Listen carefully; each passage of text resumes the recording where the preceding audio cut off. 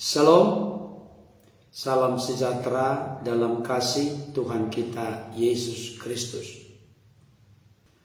Tema kita kali ini menarik. Untuk apa kita diciptakan dan kita milik siapa? Bacaan kita bertitik tolak dari Wahyu pasal 4 ayat 11. Dikatakan demikian. Ya Tuhan dan Allah kami, Engkau layak menerima puji-pujian dan hormat dan kuasa, sebab Engkau telah menciptakan segala sesuatu, dan oleh karena kehendak-Mu semuanya itu ada dan diciptakan. Saya coba bandingkan dengan terjemahan bebas dari King James Version. Dikatakan demikian.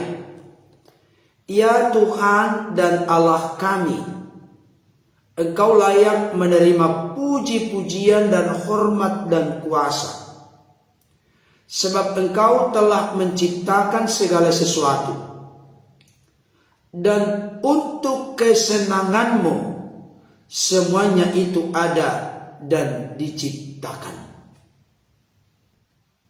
Bapak Ibu Saudaraku yang dikasihi Tuhan dimanapun berada, pertama-tama dan yang utama ingin saya tegaskan setegas-tegasnya kepada kita. Setiap kita yang hidup di dunia ini, siapapun kita, apapun suku, ras, golongan, warna kulit, agama kita sebenarnya atau seharusnya mengerti untuk apa kita diciptakan. Dan kita ini milik siapa? Makanya tadi saya buat judul dari ulasan kita ini, untuk apa kita diciptakan dan kita ini milik siapa? Kenapa hal ini perlu kita pelajari Bapak Ibu Saudara? Dengan mengerti, memahami, meyakini, berpegang teguh akan jawaban dari pertanyaan untuk apa kita diciptakan dan kita ini milik siapa, akan bisa memulihkan krisis identitas dalam diri kita. Saya ulangi kembali. Kita perlu mendalami dan mempelajari ini. Kita perlu memahami, mengerti, dan mempercayai sungguh-sungguh jawaban dari pertanyaan untuk apa saudara dan saya diciptakan. Dan kita ini milik siapa? Akan menjadi jawaban yang tegas dan pasti untuk mengatasi krisis identitas dalam diri kita. Saya ingin menyampaikan kepada kita Bapak Ibu Saudara, ada banyak orang yang sudah mengaku menjadi orang Kristen, pengikut Tuhan, tubuh Kristus, gereja Tuhan, orang-orang percaya. Tetapi ada dalam posisi yang mengalami krisis identitas. Tidak percaya diri. Selalu hidup dalam kekurangan dan kelemahan, ketidakberdayaan untuk melakukan sesuatu yang bernilai tinggi di mata Tuhan dan hidup yang menjadi berkat bagi sesama kita manusia. Bapak Ibu Saudaraku yang dikasihi Tuhan, orang yang mengalami krisis identitas seringkali hatinya gelisah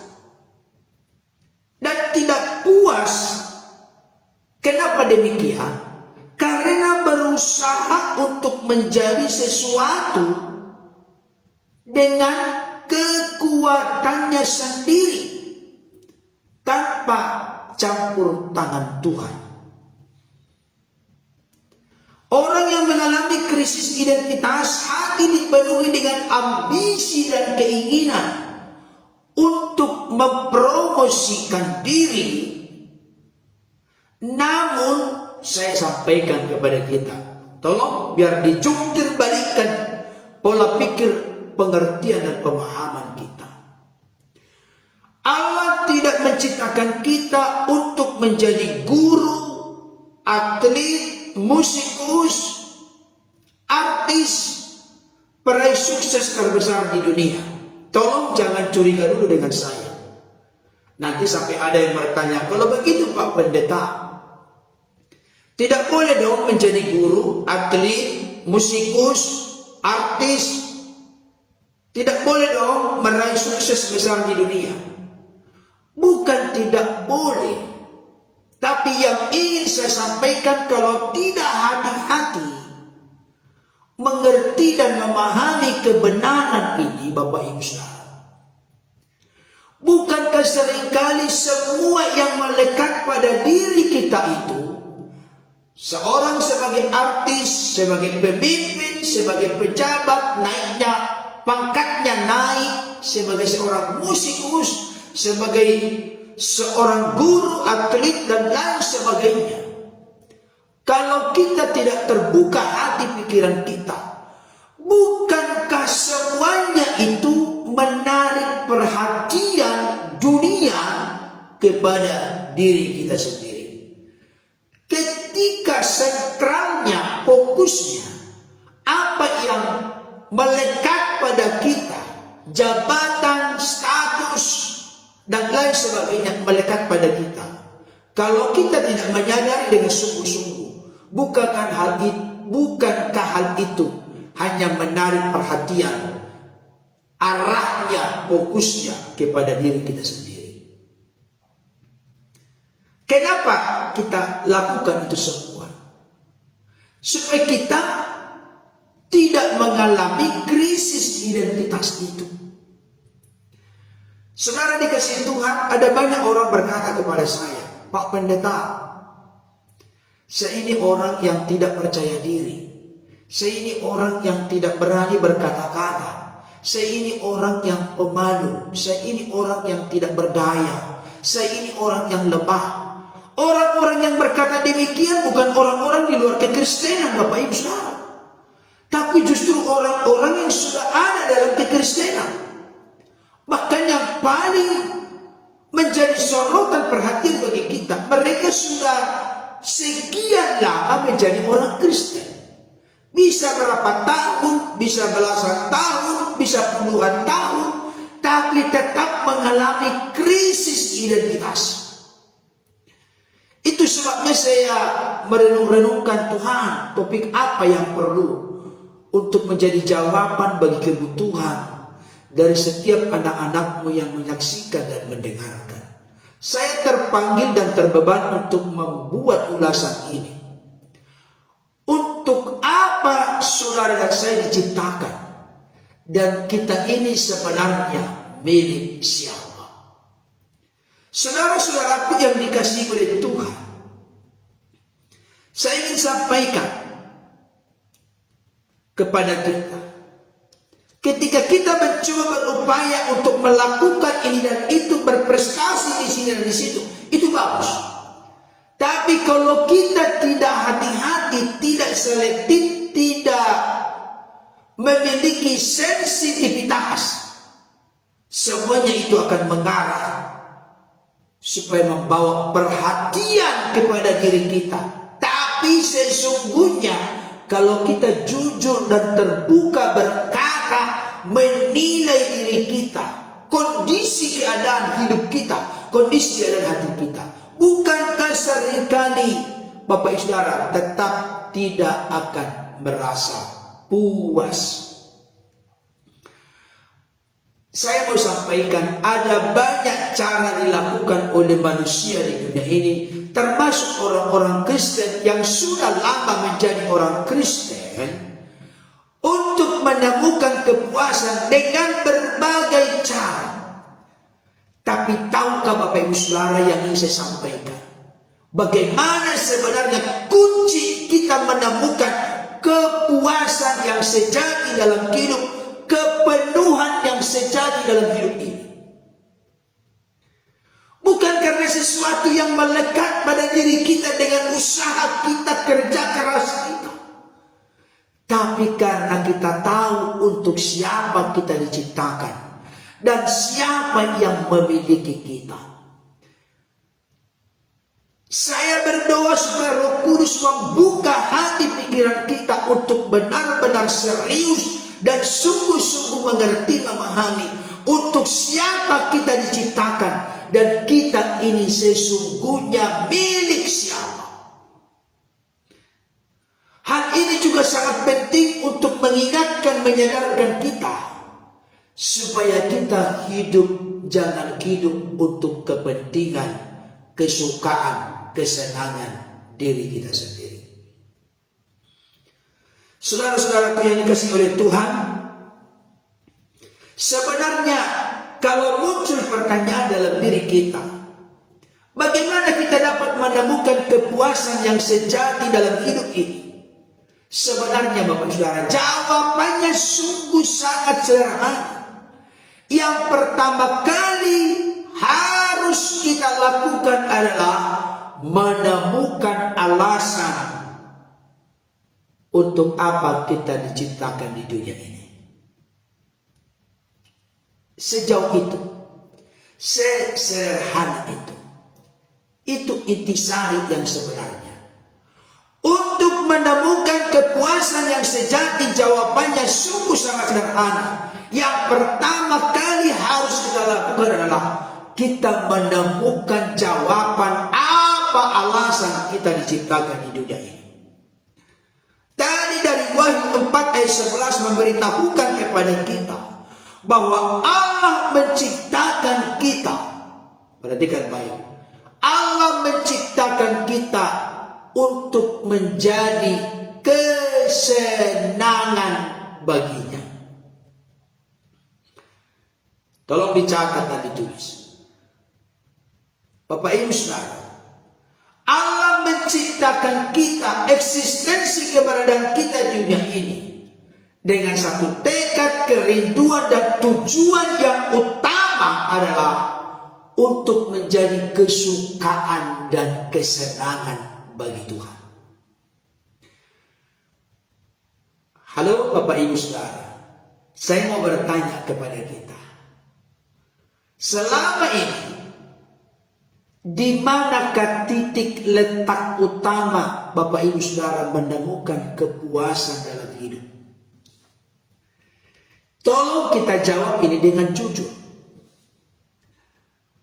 Di manakah, dengan cara apakah, alasan apakah yang selama ini membuat Bapak Ibu Saudara mengalami kepuasan yang sejati? Jawaban atas pertanyaan ini akan menentukan apakah langgeng, kontinu, berkesinambungan, atau hanya sporadis, sekali-sekali sesaat kita mengalami kepuasan dalam hidup. Pertanyaan yang kedua, apakah alasan utama kita diciptakan untuk menjadi kesukaan dan kesenangan bagi Allah sudah menjadi sebuah kepuasan yang utama bagi kita? Kalau jawaban Bapak Ibu Saudara, Pak Pendeta sepertinya tidak jawabannya.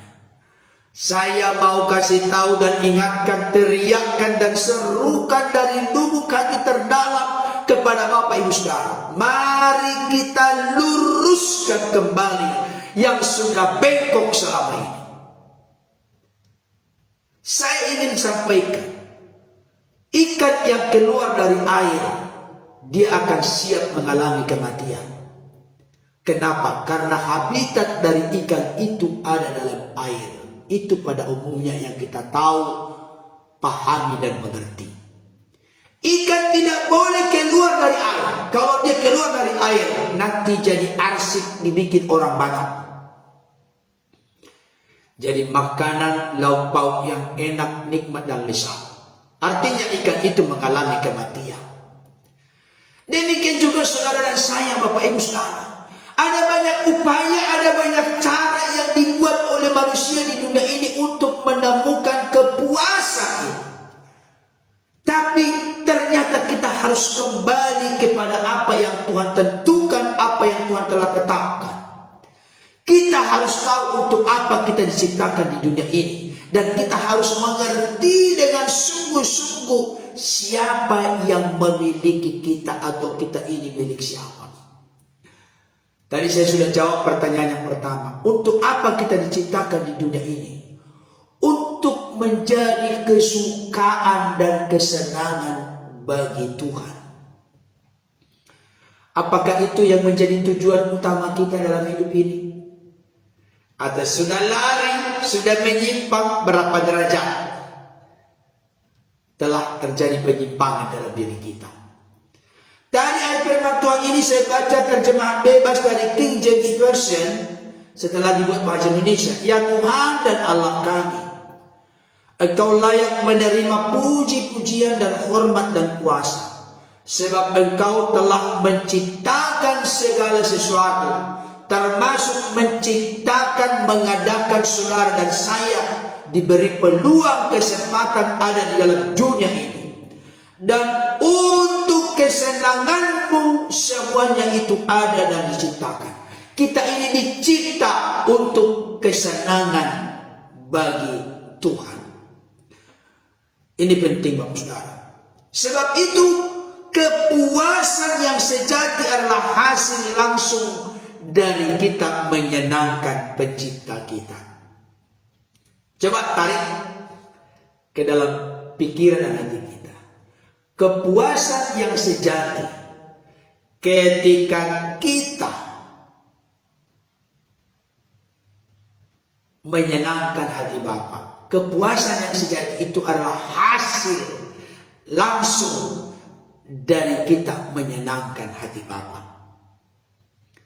Bagaimana Bapak Ibu Saudara? Apakah cocok dengan selera kita selama ini? Dengan keinginan kita selama ini? Dengan kesukaan kita selama ini? Kalau Bapak Ibu Saudara tidak menemukan kepuasan di dalam kehidupan ini, sama seperti seorang perempuan berzina yang siang hari bolong jam 12 Yesus ketemu dengan perempuan ini di sumur Yakub. Dan murid-murid pergi ke kota untuk memberikan makanan, untuk membeli makanan. Ketika di sumur Yakub di siang hari bolong, kenapa dia di siang hari bolong mengambil air dari sumur Yakub? Karena dia merasa sangat malu karena akhlak dan moralnya yang sangat keterlaluan tercela di dalam kalangan masyarakat Yahudi saat itu. Dia seorang pezina, Bapak Ibu Saudara.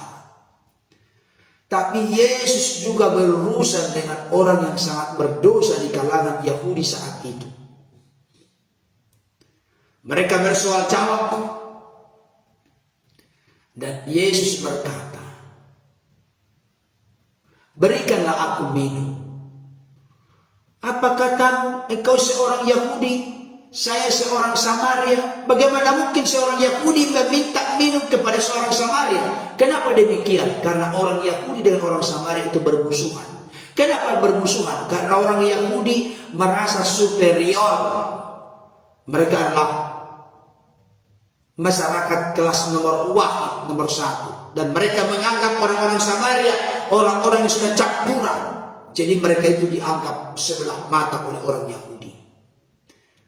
Saudara dikasih oleh Tuhan, apa yang terjadi? Kalau engkau percaya akan karunia Allah, maka seharusnya engkau memberikan apa yang saya minta tadi. Karena kalau engkau percaya, engkau akan memperoleh aliran-aliran hidup yang akan memancar sampai kepada hidup yang kekal. Dan Yesus berkata kepada perempuan berzina ini, apa dia katakan? Laki-laki yang ada bersama dengan engkau sekarang itu bukan suamimu. Kenapa? Karena dia sudah bergonta-ganti tanpa ada pertobatan Bapak Ibu Saudara dengan pasangannya.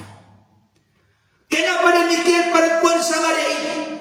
Karena dia tidak pernah menemukan kepuasan dalam dirinya, jiwanya, rohnya, hatinya, pikirannya selalu hampa, ingin lagi diisi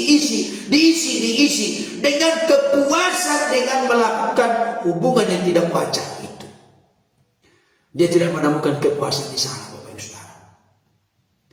Tapi ketika Yesus berkata, kalau engkau percaya karunia Allah, engkau akan memperoleh aliran-aliran air hidup yang memberikan kesegaran kepadamu, kepuasan kepadamu, dan engkau akan menikmati itu sampai kepada hidup yang kekal. Yesus ingin menandaskan, menunjukkan kepuasan yang sejati tidak bisa ditemukan di tengah-tengah dunia ini. Perempuan Samaria yang berzina ini memiliki krisis identitas yang sangat parah, Bapak Ibu Saudara. Tapi ketika dia berjumpa dengan Yesus, akhirnya dia menjadi orang yang menemukan jawaban dari krisis identitasnya yang selalu merasa tidak puas, gonta-ganti pasangan. Dia tidak merasa puas. Tapi ketika dia berjumpa dengan Yesus yang adalah sumber air hidup yang akan memancar sampai kepada hidup yang kekal, dia menemukan kepuasan. Dia bertobat, dia tinggalkan dan tanggalkan jalan-jalan yang salah. Bahkan dia menjadi saksi yang efektif bagi Tuhan dan kerajaannya. Orang yang sangat bejat, orang yang sangat berdosa, orang yang dianggap sampah masyarakat oleh orang Yahudi saat itu, dia dipulihkan hidupnya oleh Tuhan. Oleh karena dia telah menemukan kepuasan yang sejati. Untuk apa dia diciptakan dan siapa yang memiliki hidupnya. Ibu bapak terkasih yang di dalam Tuhan Yesus Kristus, saya kasih contoh sederhana untuk memudahkan kita mengerti. Bapak Ibu Saudara tahu untuk apa televisi dibuat? Kita kan bisa menjawab, karena sekarang kita sudah tahu jawabannya.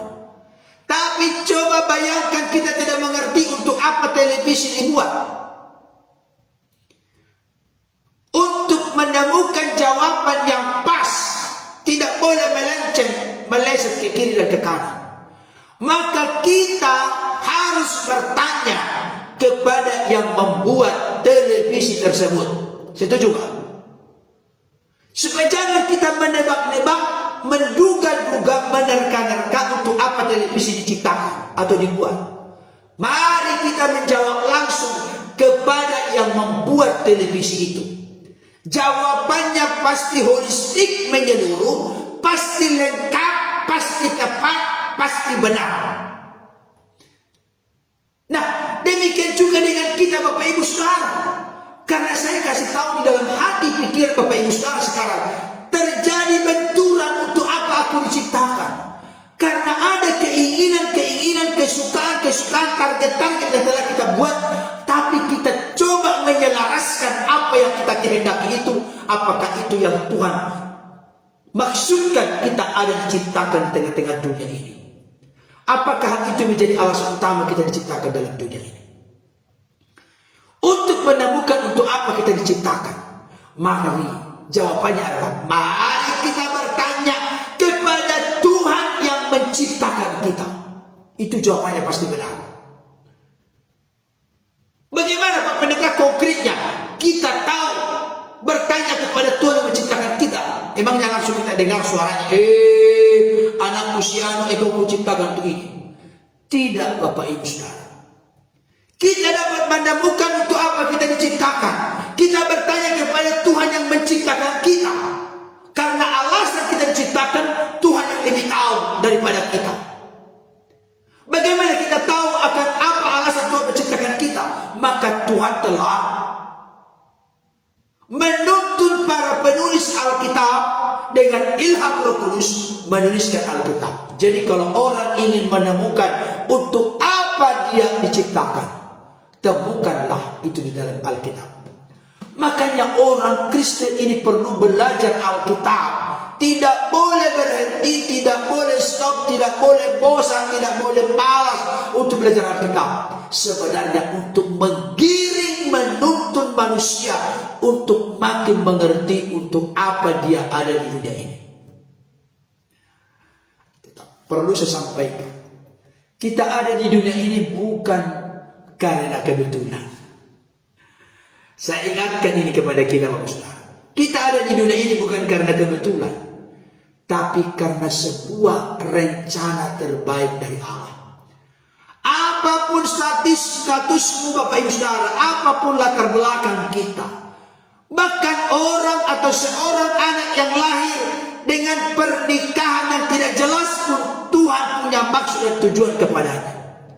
Barangkali seorang anak lahir di luar nikah, saya kasih tahu, bukan dia yang salah demikian. Yang salah adalah antara bapak dan ibunya.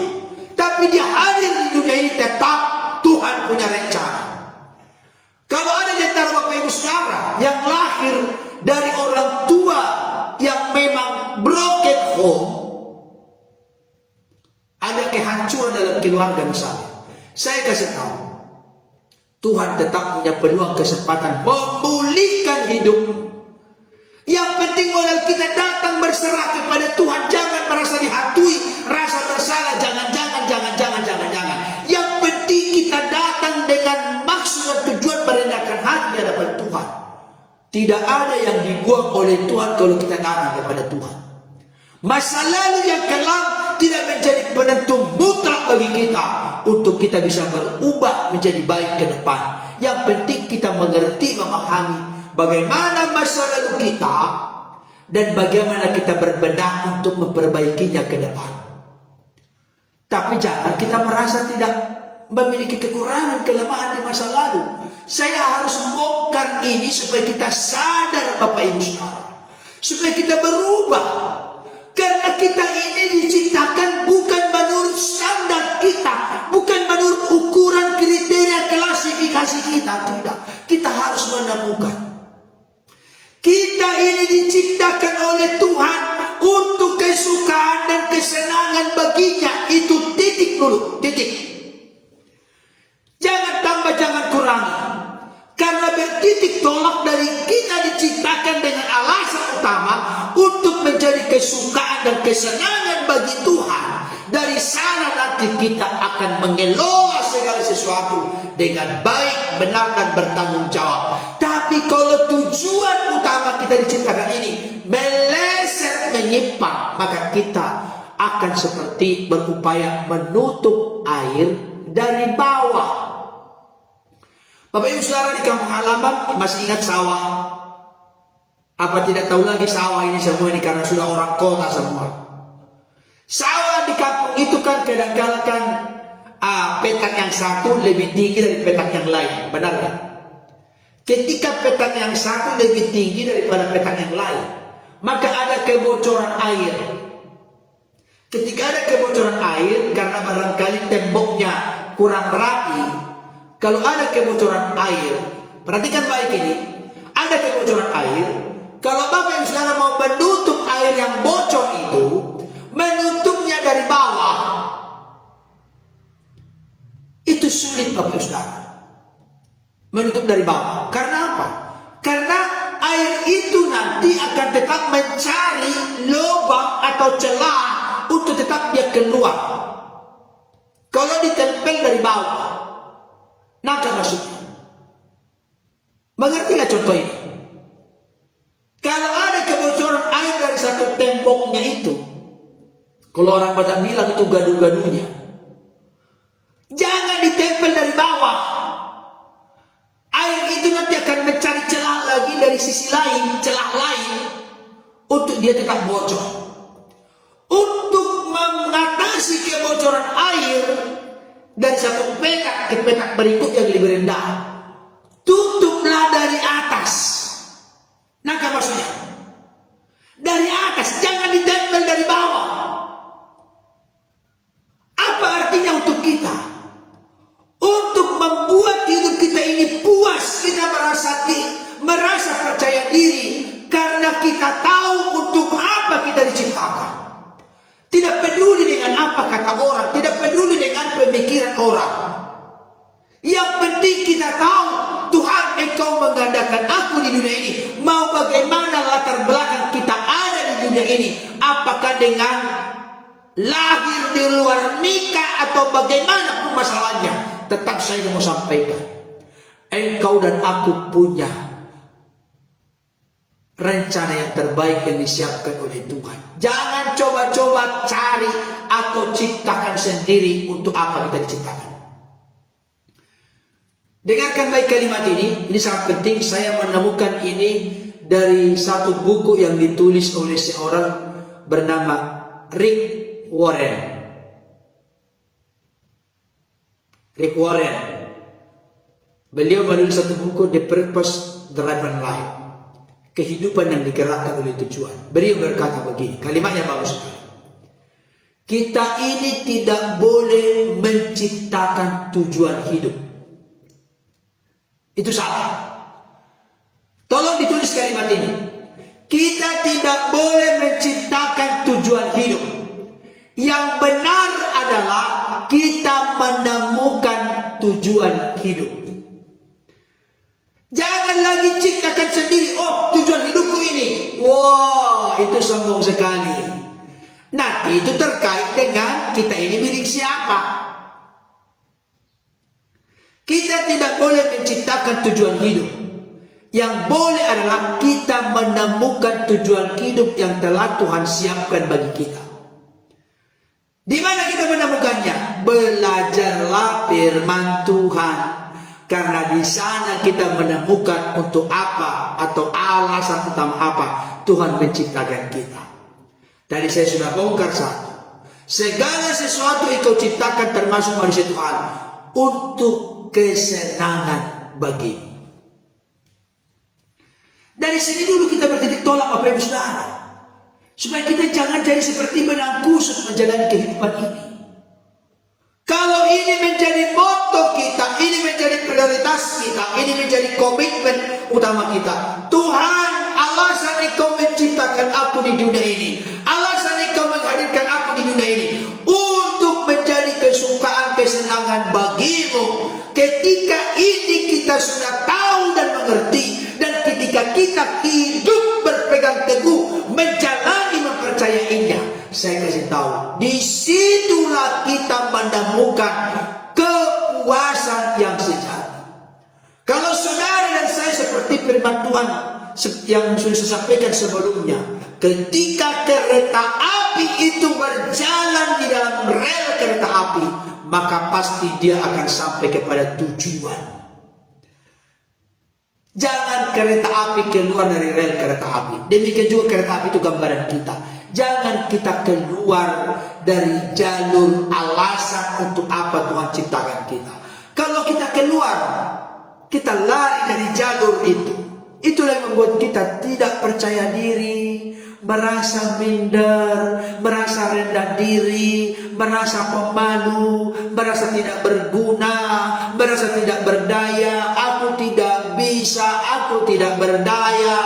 Saya kasih tahu, kalau Bapak Ibu Saudara mengerti, menangkap pesan Tuhan, untuk apa aku diciptakan? Oh, aku ini menjadi orang yang istimewa, bukan karena diriku istimewa. Aku orang yang berharga bukan karena diriku berharga, tapi karena Tuhan membuat aku istimewa. Karena Tuhan merancang mencipta aku menjadi pribadi yang berharga dengan satu tekad dan tujuan untuk menyukakan, menyenangkan hati Tuhan. Ketika Bapak Ibu Saudara menyukakan, menyenangkan hati Tuhan, maka disitulah kepuasan kita.